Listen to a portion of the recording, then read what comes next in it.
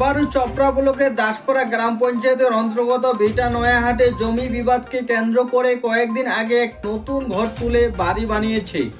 সেই বাড়ির মালিক খাদিমুলের সাথে এক অপর পক্ষের সাথে বচসা ও কথা কাটাকাটি শুরু হয়।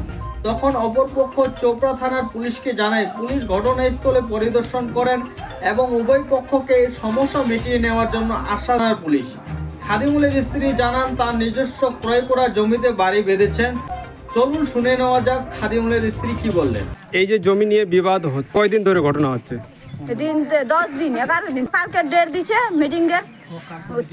যখন থানা গেছিল, থানা মিটিং ডাকাইছে, তো বলছে কি শনিবারকার ডেট দিছে। তো কাল তো শনিবারকার ডেট আছে, ও আর মদিন ওর কেউ আসে না মিটিংতে। তা আমি তো সব আমি লোকজন সবাইকে আনি মিটিংয়ের মধ্যে, তো আসে না। তো এবারে ও বাধা করে দিই। আপনার নাম কি? জমির আমি আর এই বাড়িটা কোথায় এখানে? নয়াহাট। তা সংশোধন এখনো পর্যন্ত কেন হয়নি? ওর তো কাগজের জমিনে নাই, তো সংশোধন কথা থেকে করবি। ও বারবার ডেট পাঠাইতে আছে। কাগজের জমিনের জন্য কাগজ থাকে তাহলে ও ঠিক আছে। এখানে ও তো কাগজও নাই, এই জন্য বারবার ও আসে, পুলিশের ধমকি দিচ্ছে, পুলিশকে নিয়ে আসতেছে।